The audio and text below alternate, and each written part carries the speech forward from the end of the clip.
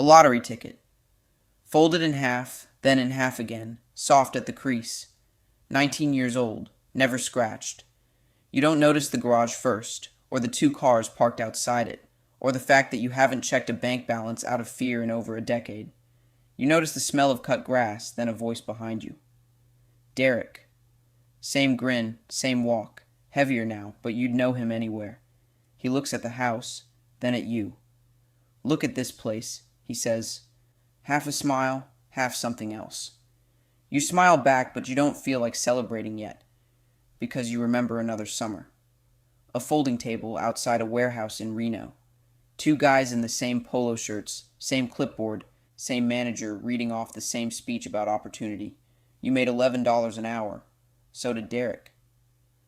Someday this adds up, the manager said, more than once, like he half believed it himself. Neither of you believed it would look like this. You unlock your own front door without doing the math first. Derek still refreshes an app before he pays for gas. And here's the part that never made sense at the time. 14 years, and it never once felt like you were winning. Derek got the better apartment first, the nicer truck first. He posted more, smiled bigger, always seemed one step ahead. People at the warehouse used to joke that you were the careful one, the boring one. They were reading the wrong number the entire time. Because the real gap between your life and his was never the paycheck. It was one habit so small that nobody ever thought to mention it while it was happening. Not your parents, not your coworkers, not even Derek. It took 14 years before you understood exactly what you'd built. By then, there was no version of this where he catches up. 5:40 in the morning. The same warehouse floor, the same forklifts, the same bad coffee machine that only makes half a cup. You and Derek start the same week, same shift, same $11 an hour. After taxes, that's about $980 a month. Your rent is $360. A room above a garage, not an apartment, split with a roommate you barely see.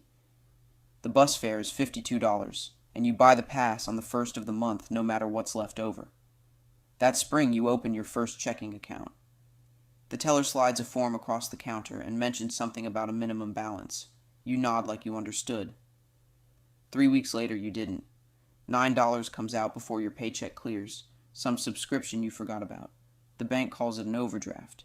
$31 gone. You stare at the number. It doesn't move no matter how many times you refresh the app. You don't tell anyone. Not Derek, not your roommate. You just eat rice and eggs for 4 days and don't mention it.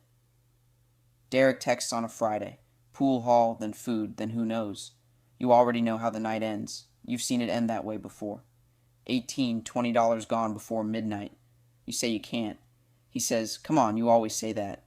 You laugh it off, but it sits differently this time. Not guilt, exactly. Closer to being left out of your own life. That night you buy a scratch-off ticket at the gas station on the way home. $2 on a whim, the kind of thing everyone in that town buys without thinking. You get home, you sit on the edge of your mattress, and you don't scratch it. You don't know why. You just fold it in half and put it in the drawer with your bus pass. Nobody sees this. There's no picture of it. Nobody asks how your Friday night went, because nothing happened on your Friday night. You made instant noodles. You read 3 pages of a library book. You went to sleep at 9:45. This is the part nobody talks about, because there's nothing to talk about. A decision that doesn't happen doesn't look like anything. It doesn't feel like anything either. Not at first. Derek posts a photo the next morning, everyone at the table laughing, cues in hand. You like the photo. You mean it. You're not angry at him. You're not proud of yourself either. You just go to work. Nobody claps for an unscratched ticket sitting in a drawer. That's exactly what makes it easy to forget it's even happening. Nothing dramatic happens that whole first year. That's kind of the point. You get a small raise, 11 becomes $11.75. Nobody throws a party over 75 cents an hour. You don't either. You open a high-yield savings account on a Tuesday night, scrolling in bed. 4.1%. You don't fully understand what that means yet. You just know it beats the 0.01% doing nothing in your regular account. You set up an automatic transfer, $40 a month, the day after payday, before you could see it, before you can miss it. You never touch the setting again. The ticket is still in the drawer. Same one. You've stopped noticing it's there, which is different from forgetting about it. It's just part of the shape of your life now, like your bus pass, like the crack in your phone screen you never got fixed. At the warehouse, there's a woman named Ruth who runs receiving. Been there longer than anyone can remember. Quiet. Always in the break room 20 minutes before her shift starts with black coffee and a worn spiral notebook. Nobody really talks to her. One slow Tuesday, the vending machine eats everyone's change and half the floor is complaining, joking about how the company can afford new forklifts but not a working machine. You wander in anyway. Ruth is sitting alone, notebook closed under her hand. You ever think about where your paycheck actually goes? She asks, not unfriendly, just direct. You laugh a little. Rent, food, the usual. She nods slowly like that wasn't really the question, but she doesn't correct you. She just goes back to her coffee. You don't think about it again that day. It comes back that night, uninvited, the way small questions do. Lying in bed, phone dark on the nightstand, it just sits there. Where does your paycheck actually go? You don't have an answer. You've never needed one before. The next morning you make coffee at home instead of stopping at the gas station. Saves you $1.90. Almost embarrassing to think about. $1.90 isn't changing anyone's life. You do it again the next day anyway. Then the day after that. Nobody notices. That's usually how it starts. Derek gets promoted first, off the floor and into scheduling. Everyone claps in the break room. Someone brings donuts. He leases a truck that weekend, brand new, parked right by the entrance where everyone walks past it. You walk past it 4 days a week. It's a nice truck. You mean that honestly. Your own car is 11 years old with a check engine light that's been on so long you've started calling it a personality trait. Derek posts the truck, then a trip to Cabo with friends, then a new phone, then a night out where someone orders a bottle you don't recognize the name of, and Derek's tagged in every photo, laughing, glass raised. You like the photos. You mean it every time. But somewhere in there a thought starts showing up that wasn't there before. You're at a red light, check engine light glowing orange, thinking, maybe he's doing this right. Maybe you're the one getting it wrong. You're 23. Nobody at 23 wants to be the cautious one while someone your exact same age is driving somewhere new every other weekend. You almost say something to him. You don't. You just go home and open the banking app instead, the way some people check a mirror. $40 a month, still moving, quiet as ever. $610 in there now. Not much, not nothing. You do the math sitting in your car in the warehouse lot before your shift. 610 over 4 years at this rate. It's not an exciting number. It's barely a number at all next to a leased truck. You put the phone away and go inside. This is the part nobody warned you about. Not the hard part, the confusing part. From where you're standing, it looks like the person spending everything is winning. You mention the truck to Ruth the next week, half joking, mostly not. Feel like I'm missing something everyone else figured out. She doesn't look up from her coffee right away. When she does, she just says, "You're not behind." You're just quiet about it. You don't really understand what she means yet. You open a retirement account on your lunch break, sitting in your car with a sandwich you don't finish. You've read about index funds 3 separate times before you actually do it, which is about 2 more times than anyone around you has researched anything. First deposit, $400, almost everything you have outside savings, total market fund, low fees, don't touch it. That's the whole idea Ruth ever gave you. Took her about 9 seconds to say it. You check the box for automatic reinvestment without fully understanding what it does. It just seems like the kind of box you should check. 6 weeks later, the market drops. Not a little. 5% in about 10 days. You watch 400 become 382, then 374. Your thumb hovers over the sell button, which feels dramatic for such a small number. It doesn't feel dramatic in the moment, though. It feels like watching something you built start to come apart. You don't sell. Mostly because you forget the app is even open. Phone face down on the passenger seat while you finish your shift. By the time you check that night, it's already recovered most of the drop. You didn't do anything. You just didn't do the thing you almost did. Nobody sees that moment. There's no photo of a person not pressing a button. That same month, your automatic transfer moves $40 in anyway, dip or not. You buy shares at the lower price without ever deciding to. The schedule decided for you, which turns out to be the whole point, though you don't have the language for that yet. Derek asks how you're doing one Sunday, texting from somewhere with better weather. You tell him fine. He asks if you're still doing that saving thing. You say yeah. He sends back a laughing emoji. Not mean, just amused. The way you'd be amused by someone collecting bottle caps. You don't defend it. There's nothing dramatic to defend. Combined, savings and retirement, you're sitting around $1,100. Not a number that changes a life. Barely a number that changes a Tuesday. But something else changes quieter than the money. You stop checking the account out of nerves and start checking it out of something closer to curiosity. That night you take the ticket out of the drawer just to look at it, which you haven't done in a year. Same ticket, softer at the fold. You put it back, unscratched, same as always. You don't know yet that this is the year everything quietly locks into place. It doesn't feel like that year. It feels like a Tuesday where you didn't press a button. That's usually how the important years feel while you're in them. Derek gets promoted again, floor supervisor. This time he buys a house. Not a big one, but a real down payment. Financed over 30 years. A payment that's more than your entire rent. He tells you the number like it's nothing, and at this point, to him, it basically is. You're still in the room above the garage. You could afford a nicer place now. You've checked. You've had the listing open on your phone more than once at 11 at night. You close the tab every time. Nobody applauds that. There's no photo of a closed tab. This is the year something starts to feel different, and it isn't the money. The money's actually fine, growing slow and steady the way it's supposed to. What's different is the room you're standing in. You still show up to the same group, still laugh at the right parts, but you're doing math in your head half the time, converting somebody's new truck into months of your own transfer. You hate that you do this. You do it anyway. You don't fully fit at the other table either. The ones at the office who talk about their brokerage accounts over lunch, your number's still small next to theirs. You're standing in a hallway between two rooms, and this is the loneliest stretch so far. Lonelier than being flat broke, because back then at least everyone around you was in the same room. You mention this to Ruth without really saying it directly. You tell her you don't know what you're building toward anymore, the number's growing, but you can't feel it. She doesn't offer comfort, she just says that's usually where people quit. Not at the bottom, right about here. You ask what happens next. She shrugs. Nothing, for a while. Then everything, all at once, later than you want. Not a satisfying answer. You drive home with it anyway. The account now sits at just under 7,000 combined. A real number now.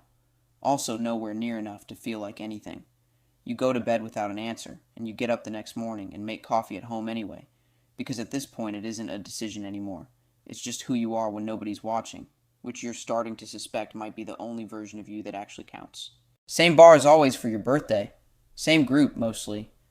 Though a couple of faces have changed over the years. Someone named Casey raises a glass halfway through the night.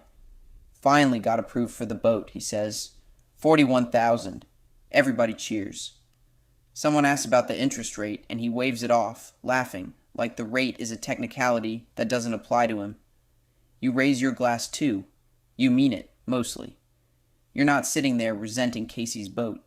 You're just quiet a second longer than everyone else. The conversation moves on. New phones, a trip somebody's planning, complaints about a landlord raising the rent. Someone turns to you eventually. So what have you been up to? You open your mouth. Nothing especially interesting comes out. Just, work. Same stuff. They nod, the conversation moves to somebody else. Nobody asks a second question. That's the part that stays with you longer than it should, because the truth is, you have been up to something. 7 years of it. $40 here, $60 there, a retirement account that slowly stopped looking small, a savings account that survived a car repair without you touching the rest. None of it photographs well. None of it fits into the shape of a birthday conversation. I didn't buy a new phone this year isn't a sentence anyone wants to hear twice. That night, instead of going to bed, you open the spreadsheet, the one you've kept updating every single Sunday for years, the one nobody's ever seen. Combined, everything, minus what's left on the car, comes to a little under 16,000. Somewhere across town, Casey's boat is sitting on a trailer with a $41,000 loan attached to it. You don't think about that to feel superior. You think about it because the two numbers sitting side by side are the first real proof you've had that two people can leave the same bar and be living in completely different math. It's not a small number anymore, 16,000. It's also not a number that impresses anyone at a birthday party, which is a strange kind of gap to sit inside. You stare at it long enough that it stops looking like progress and starts looking like proof of something you can't quite name yet. And for the first time, a harder thought shows up. What if the number never gets big enough to matter to anyone but you? What if this is just what your life quietly is now? A spreadsheet nobody reads, updated by a person nobody's asking twice about. You don't have an answer. You close the laptop and go to bed. The alarm goes off at 5:40 the next morning, same as it has for 7 years. You get up anyway. It starts with a memo, no warning, the way these things always seem to start with no warning, even though later you'll wonder how you missed the signs. New regional ownership, a hiring freeze, meetings moved behind closed doors, mandatory all staff, 9 in the morning, a room full of people trying very hard to look like they aren't panicking, which is its own kind of tell. Names get called. Not yours, not yet. Ruth's name gets called. You don't get to say much before she goes, a box already half packed, because apparently she saw this coming before anyone else did. She shakes your hand, doesn't seem angry, doesn't seem surprised either. Keep the notebook going, she says, which is strange because you never told her about the spreadsheet. Maybe she just meant it as a phrase. Maybe she knew anyway. You never get the chance to ask. 2 months later, it's your name. A folder slides across a table, a rehearsed sentence about restructuring, a handshake that goes on a beat too long. Your badge stops opening the side door on your way out. Same piece of plastic, same photo of you looking slightly too serious, and now it just beeps red at a door. It's opened thousands of times. You carry a small box to your car, a photo, a mug with a chip in the handle. 7 years condensed into something you can hold with one arm. You sit in the driver's seat without starting the engine. Your phone lights up. Word travels fast. Sorry to hear. You'll land on your feet. You don't answer any of it. You drive home in a silence that doesn't feel peaceful. That night you open your laptop, a blank resume template, cursor blinking in the same spot for a full minute. You don't type anything. Instead, your eyes drift to the spreadsheet tab, still open from months ago. Years of Sunday nights. Numbers nobody ever asked to see. A ticket in a drawer, older now, softer at the fold, still never scratched. You close the resume tab. What if none of this was ever a backup plan? What if it was the actual plan the whole time, and you just didn't have a name for it yet? The first morning after is the strangest one. Not exciting, not triumphant, just quiet in a way that feels almost wrong. No badge to swipe, no shift to clock into. The silence sits there uncomfortably for a while. Then slowly it starts to feel like something else. Not comfort exactly. Room. You start doing small equipment repair contracts on your own, warehouses, a print shop, a bakery whose walk-in cooler keeps failing. Some weeks bring in less than your old paycheck. 1 week brings in almost nothing. Another week, out of nowhere, a single contract covers your mortgage, and then some. None of it moves in a straight line. That part takes getting used to. About a year and a half in, a shop manager calls you about a compressor install. You start explaining your rates, the usual pitch you've given 30 times before. She cuts you off, not unkindly. You don't need to sell me. We already know we're calling you. You sit with that for a second after you hang up. Nobody taught you that this was the actual goal, not the next contract. The day a contract stops needing to be won. At night, you still check the accounts out of habit more than anxiety. The retirement account, quiet for years, has crossed a number that would have sounded made up to you at 22. The brokerage took a hit during a rough stretch. You watched 14,000 turn into a little over 11, sitting on your porch with coffee gone cold. Same as always, you didn't sell. The automatic transfer still went in that month, market conditions or not. You take the ticket out one evening, mostly out of habit. Still there, 12 years old now, soft as fabric at the fold, the numbers barely readable. You've never scratched it. It stopped being about the $2 a long time ago. It was never really about the $2. Little by little, without a single dramatic moment attached to it, your life starts compounding too. Not just the number in the account, something underneath it. A version of you that doesn't flinch anymore when a month goes quiet. A version of you that isn't waiting for a paycheck to feel like proof of anything. Which brings you back to where this started. The garage, the quiet. Derek standing near the driveway, older now, same laugh, looking at the door you unlock without doing math first. He looks around for a minute before he says anything. Not at anything flashy. The house isn't enormous. The car in the driveway isn't new.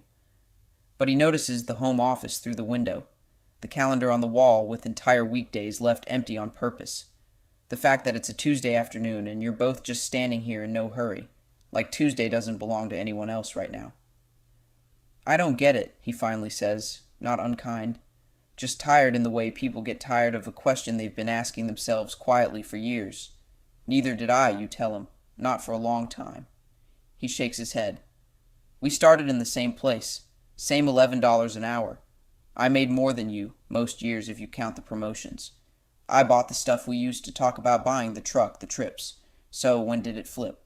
You think about it for a second, standing in the driveway where this whole thing technically started 14 years ago. It didn't flip all at once. It changed on the days nothing looked like it was happening. That's the part nobody tells you. He doesn't really have a response to that.